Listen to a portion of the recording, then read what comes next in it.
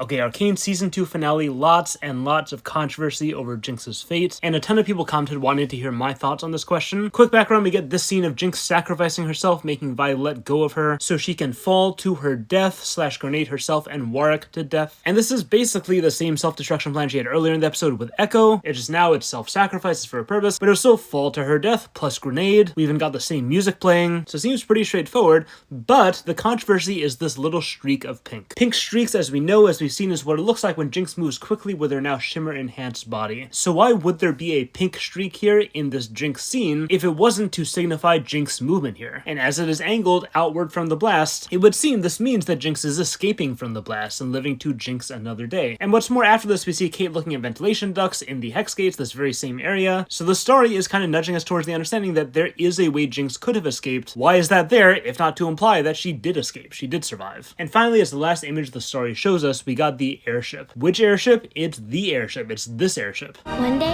I'm gonna ride in one of those things. Is this Jinx living Piltover and Zaun finally? It would make sense. After all, this airship is only relevant to one character, the character who died, quote unquote. So basically, is Jinx dead as this story stuff implies, or is she alive as this story stuff implies? I'm gonna walk you through my reasoning for what I think in full. Totally transparent disclaimer, I do not find this kind of question super interesting, even though I do have thoughts about it. I do have a way of thinking about it. Also, I haven't watched any content about this question, heard anyone's analysis of this question. I'm coming out this cold, so I have no idea if what I'm thinking is the norm, or I don't know. If you want to go straight to my conclusion, you can skip to this timestamp. If you want to know why I don't find this very interesting, you can skip to like a minute and a half before that timestamp. Okay, so to start out, the pink streak itself and these other things, those are inconclusive. If you want an answer to this question just based on what we're seeing, there is no discussion to be had. It's just a big question mark. If you want to know the answer to the question, we got to use other means. We got to use other tools. So let's look at the story argument for Jinx dying. Why would dying be a better option than living from a storytelling angle? Because dying fits her character arc perfectly. Plain and simple. Or not simple, it's really nuanced because Arcane, but for this whole season, Jinx has struggled to see value in her own life. She has been waiting for someone to kill her, waiting for the world to allow her to die, and now that is happening. And what makes this not just a sensible death for the character, but a beautiful death, is that Jinx really seriously could not die no matter how hard she tried. Events just wouldn't let her. The story wouldn't let her, or the universe, or fate, or fortune cookie Jesus, or whoever's in charge. No matter what I do,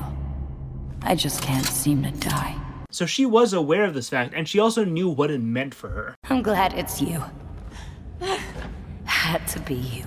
No, this isn't how it's supposed to. The idea that there is a certain right way to die meant that she realized that there's a specific way her life is supposed to make sense. And her death would not just play a central part, but would prove what her life was. The nature of how that death happened had to fit the story of her life. And she kept failing to end her life because she just couldn't get the events to quite click with what she knew her story was. In this journey of coming to understand this and figuring out what her story is, this is a long journey for Jinx. First was seeing her life as an artful explosion. It's a very basic understanding of her destructive patterns. All she can see is destroy, destroy, destroy. You ever need to curse a sibling or a family or a society? My card. And at the end of episode 3, it's still unclear exactly what her plan was supposed to be with Civica. My interpretation is that as she died, she and Vi would explode in this giant, glorious venting out of all the toxic gray air into Piltover, which would destroy Piltover as well. But that didn't work. She didn't die like that. She survives. And then she gets to this place in her life where she really wants to start to believe that maybe she doesn't have to die. Isha releases her from that destructive existence. Jinx doesn't have to be that. She can be something that not just continues into the future, but maybe she could even be a hero. But then Isha dies, and it's the Jinx identity itself that causes Isha to die. And because of that, Jinx retreats into a new level of depression, and with it a newly miserable understanding of herself. What she is fundamentally malformed. She is not fit for this world. And her end has to be a final end of all that is her. A decisive breaking of the cycle as her own psyche expresses it, a great cutting off as her hair expresses it, and then after heart-to-hearts with half the cast, and a new haircut, and a fun ride on a bunny blimp, and another fun ride on her minigun, she finds the events finally welcoming her to that end that she's been expecting, except it's not about the destruction. It's not any breaking of any cycle, it's not ending her poisonous existence. Her death is an act of selfless love for Vi. The sum total of her life, what Jinx is, as defined by the climax of her existence, is a sister. What could be a more beautiful end for this character? That is what her whole story was about, what her whole struggle was about. And now finally, when all the bad air, all the smoke is gone, and she sees herself clearly, she's the good sister she always wanted to be. I was saving you.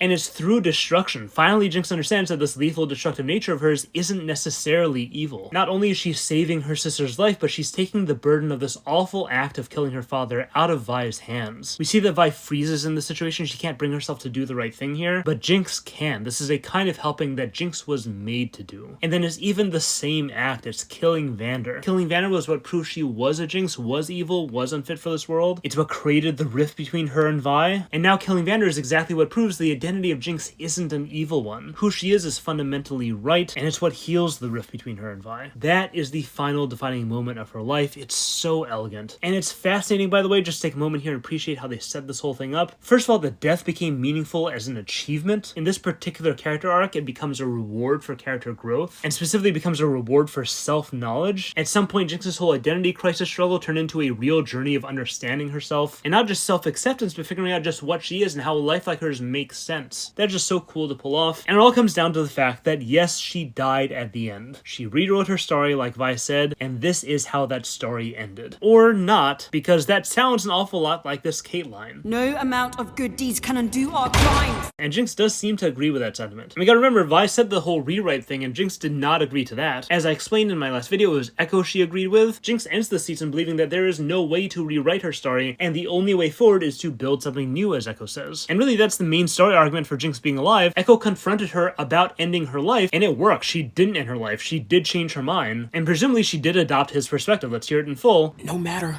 what happened in the past, it's never too late to build something new. Jinx's life is now about building something new. New efforts, new alliances, new great things coming to the world, new style even. But then, why does it look like she is giving up her life? And that's pretty easy because, again, she's trying to support something new and great. You deserve to be with her. She doesn't need to die anymore. She's done with the break the cycle, walk away, die alone attitude, but she knows that as long as she's in her sister's life, Vi will not be able to move on. And Kate, forget it, she definitely won't be able to move on. Vi needs to live for herself, Kate needs justice, and if they have that, thus begins an amazing romance for her sister. And Jinx, as we see, is more than willing to give that to her sister, and we know that she no longer has any interest in giving up her life in the process. We know she changed her mind about that, so here, she definitely lived. This is not the end, this is the start of something new. Or not, because it just doesn't seem like this is the story we're being told. Jinx doesn't want to start something new. She wants to lay her head down and rest, according to the soundtrack.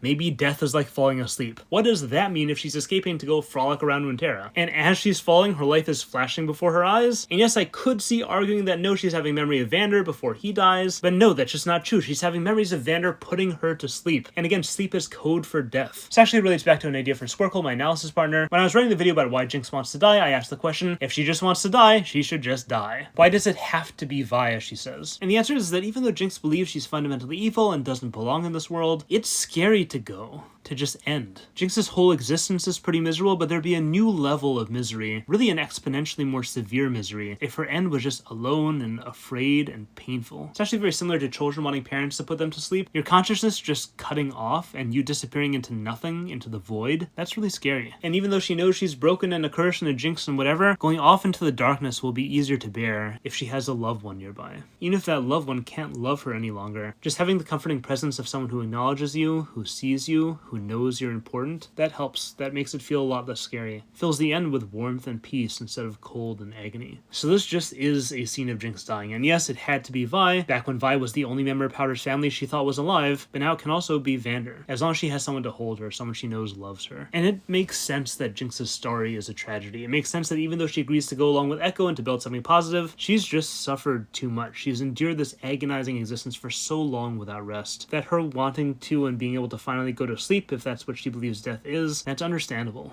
And she knows she did build something positive, and she knows she finally did help both her city and her sister. She's ready. Or not, because we've talked about why this makes sense for Jinx. I think this also makes sense for Vi as far as letting go and finally living her own life. But there is one more character in the scene, one more character who factors into this whole equation, one more character who has an arc that needs finishing, Vander. And it's not clear how his arc finishes. It seems like they're working towards some kind of remember who he was and doing something, but then he just ends up being a victor monster, and I don't know. But we gotta remember something, this isn't Vander's first time being a monster. And not only that, this isn't his first time being a monster when his daughter's life is at stake. And what happened the last time?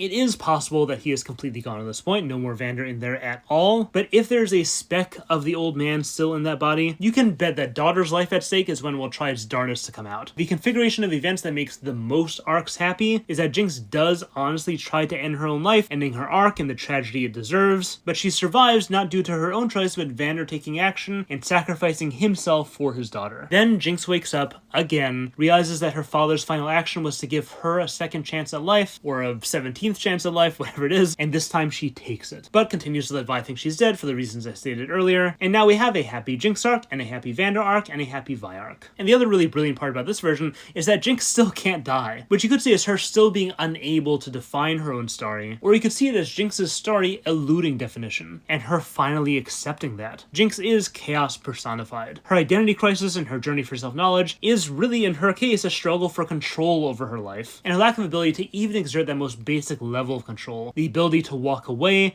the ability to end. She can't even manage to do that. That is the degree to which she is chaos. So Jinx deciding to live on is really her relinquishing control. She embraces the fact that she can't die. She embraces the fact that her life eludes definition entirely, eludes any confines of any sort, and she comes fully into her own as a wild rune, as this being of true chaos. But back to the original question, this is all built on the fact that her story continues, that she lives, right?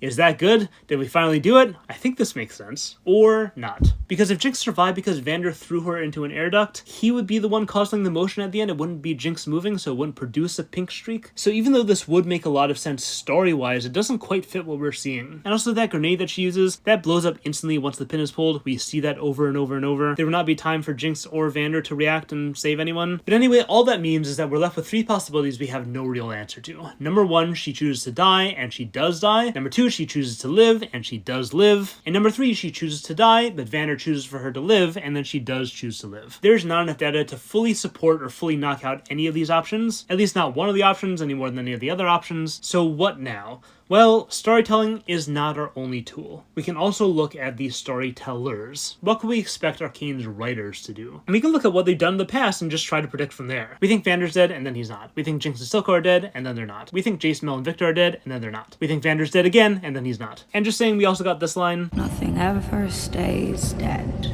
On the other hand, Grayson dies, and then she stays dead. Marcus dies, and then he stays dead. Benzo dies, and then he stays dead. Milo and Clegg die, and then they stay dead. Silco dies, and he stays dead. But then, on the other hand, you'll notice that of this list, literally every one of these dead characters makes another appearance in the show after their death. Half these characters reappear as Jinx hallucinations. Silco and Jinx had this whole conversation in Season 2. Doesn't matter that he's dead, they still find a way to make the character part of the story again. Benzo, Milo, and Clegg and Vander and Silco actually all come back in the Episode 7 alternate universe. We see Grayson again in a flashback. And Marcus, no one liked you anyway, just do us all a favor and stay down. Okay, fine, I guess we do briefly see him in the alternate universe as well. Point is, in Arcane, nothing ever stays dead. Based on this, we should expect to see Jinx again in some future League of Legends show. Either she was alive the whole time like these characters, or she's in the story in some other form like these characters. But there's a problem, which is that when Arcane does bring people back, if it's people we think are actually dead, it takes care to do that in a way that doesn't undermine the story impact of their death. Vander comes back, but he has lost his humanity. Jinx after the Season 1 Echo fight comes back, but corrupted and more far gone than ever. Warwick, same thing, comes back, but more corrupted and more far gone than ever. And then all these characters, we preserve the impact of their death, absolutely, by bringing them back in some other form, but they remain truly dead in reality, or at least truly dead in our reality. And none of this seems very easy when it comes to Jinx. As far as coming back in other forms, there's no one to hallucinate her. And as far as flashbacks, who exactly is going to flash back to her? Is there another character who's alive who actually got to spend time with Jinx as Jinx? Maybe Ekko would have some flashbacks to Powder, but that's not the same. Or he could have flashbacks to when he meets Powder post-Silco, when she's developed into Jinx, but it's kind of just at the beginning. And even that's a long shot. How would that even come up? And then of course we do have alternate universes, and that's not impossible, but we've kind of used that trick already, so just not a lot of options. And as far as not staying dead as in her actually being alive for real, it is not easy to do that in a way that doesn't undermine her death completely. And like I said, we do have that Vander rescue option, that version of things, and that is possible, but again, it's not really supported by what we see, and it still does kind of undermine the sacrifice of her death, if we're being honest. It would seem like a choice that was made not for story reasons, but so that they could keep her alive. But then on the other hand, the Arcane writers writers are pretty smart, so maybe they can find a way to do it without making people feel uneasy about it. And then there's also probably a ton of lore that they can make use of that I just totally don't know anything about. So maybe there's some way that will work out and will make everyone happy. Either way, as far as what we can assume based on previous data for the writers, I would say still inconclusive, but more likely that she's alive than not. Okay, but then the other tool we have as far as the storytellers is what decision would be best for business. Christian and Alex and Amanda and everyone are in charge of the writing, but they also do work for Riot. And Jinx is the most popular character in the whole IP. So based on that, there are many reasons to keep her alive. I wouldn't be surprised if this whole pink streak thing was some higher-ups idea anyway. Get the fans talking, leave the door open to the possibility. It's really a win-win. It's not even really making the story worse. Kind of ambiguity forces people to dig deeper into the story, as evidenced by this video you're watching. And this particular story is deep enough that both possibilities do make sense, as also evidenced by this video you're watching. So from a Riot perspective, I'd also say it's likely she's alive. Okay, I think that's all the tools we can use to figure this question out. Okay, now we have come to the point where we get to hear what I think. What do I think? Well, I told you, I don't find this question very interesting. And it's not to say I don't find the whole discussion we just had interesting. I am absolutely fascinated by that, but that was answering a different question, namely, not is Jinx dead or alive, but what are the arguments that she's dead and what are the arguments that she's alive? What would the story be if she's dead? What would the story be if she's alive? Can we define how these writers deal with death? Those are all really interesting questions. They push me to advance my understanding of the story and the writers, but the factual, conclusive question of is she dead or alive? That type of question I just don't know what to do with. It almost doesn't even make sense to me. Let me quote an idea I heard to explain why I don't think asking questions like this is very useful. This is from Max Landis, a screenwriter who has a YouTube channel called Up to My Knees. His dad was also a pretty well-known filmmaker named John Landis, and Max talked about advice he got from his dad once when he had some problems with the rules and storytelling. And what his dad said was he asked him, how do you kill a vampire? So little Max started listing ways. He said, stake through the heart, garlic, sunlight, whatever it was. And his dad said to him, no, you got it all wrong. You can kill a vampire however you want because vampires do not exist. You can make up whatever rules you want as long as it is good storytelling. And I think that applies here too. Jinx does not exist. There is no question of whether she is dead or alive outside the context of the storytelling. And whatever's better for the story, that should be the answer. If it's a better story for her to die, then she should die. If it's a better story for her to live, then she should live. If you're going to ask me, is she dead or is she alive? I'm going to start talking about the storytelling. And that's what I'm going to do now. What is my final conclusion? Jinx is dead because it is a better story if she dies. I think her story should be a tragedy. I think it's beautiful that it ends with her proving that her life was meaningful because she got to be a good sister. I think it's beautiful that she sought refuge in her monster father's arms to send her into the darkness with a warm, loving embrace. I do think her death and sacrifice would be pretty severely undermined if she were to live. I think it's slightly better for the Ekko-related reason I stated earlier of wanting to forge new paths and help Vi do the same. And again, I think it's slightly better in the version where Vander saves her, but still undermined. It's more powerful without all of that. I think there is a lot of incentive for the writers and Riot to keep her alive, but I think Alex and Christian and Amanda, they just care too much about the character. They care about making Jinx's story the best story it can be because they want to do right by the character. And I think it ending with her dying is the best it can be with a story they've chosen to tell. I just don't see a lot of wiggle room here to have your cupcake and eat it too. So that's my answer. I do hear the other side too. I don't think it's a terrible story to have her live for all the reasons I outlined. I just think it's significantly better the other way. But yeah, that's why I wanted to make a video about both ways of going. This is a concept that is a cornerstone of the methodology of analysis I was trained in. These and these are words of the living God. Two mutually exclusive options can both be logical and beautiful on their own, and you can prefer one over the other, but you will just lose out on a lot of beauty in life if you only try to understand what you agree with. Okay, we'll stop here. Subscribe. Question I want to ask you guys is, if she isn't dead, what would be the next story for Jinx character development wise? What would a future arc with her look like? If she is on that airship and she's going somewhere new, what conflicts and struggles and flaws would make for a good basis for future arcs for her? And then what would those arcs look like? What would happen? And then also I want to know, what do you guys think about the original question? Is she alive or is she dead? Or did I successfully convince you that the answer is not important as appreciating the question? Leave a comment either way, or if there's any other info or takes that I'm missing, feel free to tell me about that too. More Arcane content on the way. Next video will probably be one of the following. I might do a Singe video. Still thinking about doing a video about the difference in writing between season 1 and season 2. Might do an alternate universe powder video. Also been giving some thought to part 2 of the bunny theory, so stay tuned for one of those. Okay, cutting in here during editing. Next video will actually be about this scene.